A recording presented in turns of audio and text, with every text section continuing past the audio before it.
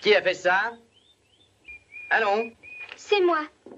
Je t'ai dit combien de fois que je te défendais de découper mon journal avant que j'ai eu le temps de le lire. Oui, tu me l'as dit, mais c'était nécessaire, je fais des recherches. Encore une idée de mademoiselle Stilwagon. Une idée saugrenue, comme toujours.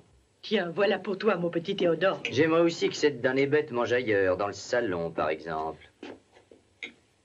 Écoute, il est tout à fait inutile d'envoyer les enfants dans une institution de jeunes filles aussi chère si tu trouves drôle de saper l'autorité des institutrices chargées de leur éducation. Je n'ai pas du tout sapé leur autorité. J'ai besoin de lire le journal, parce que dans la publicité, il faut se tenir au courant des moindres événements. Et l'éducation de tes enfants, c'est secondaire. Ça n'a aucun rapport. Ah si, ça en a un. Non, aucun. Bisque, bisque, bisquerage. Tais-toi et mange. Jeanne, ce n'est pas parce que ton père et moi avons une discussion animée que tu dois en déduire que nous nous disputons. Qu'y a-t-il, Betsy? Tu as une rédaction à faire?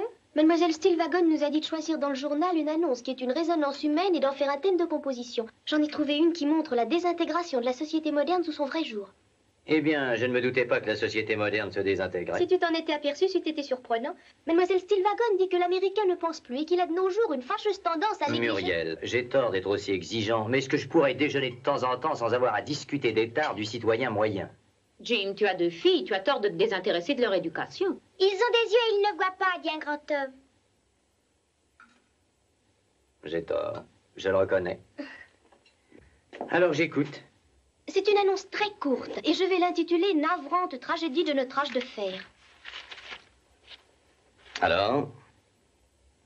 Forcé de liquider ferme 100 hectares, toute culture, belle maison, grange, grande porcherie, étangs et rivières, droit de chasse, superbe situation, ferait sacrifice.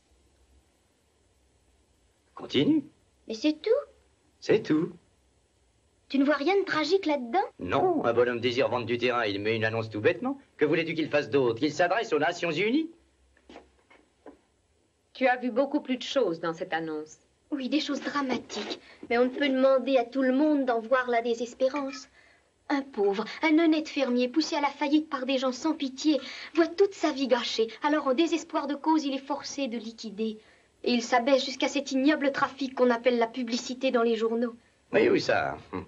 Alors la publicité est un trafic ignoble, Mademoiselle Stilwagon dit aussi que seuls des parasites embrassent une telle profession. Ah, elle dit cela. Mademoiselle Stilwagon nous a expliqué longuement que la publicité fait acheter aux gens des choses qui ne leur servent à rien du tout avec de l'argent qu'ils n'ont pas. Ah, elle vous a dit ça aussi. Eh bien, peut-être que mademoiselle Stilwagon est dans le vrai. Peut-être devrais-je avoir honte d'être un parasite et abandonner cette profession d'escroc qui cependant me permet de payer chaque mois les notes du cours. Des leçons de langues étrangères, d'agréables vacances dans les camps de jeunesse, sans compter tous ces appareils pour redresser vos molaires. Je trouve déplacée cette discussion d'argent devant les enfants. Pourquoi? Elles en dépensent trop à mon gré. Bisque, bisque, bisquerage. Dépêchez-vous, prenez vos cartables, vous allez être en retard à l'école. Au revoir, papa. Mes hommages à mademoiselle Stilwagon.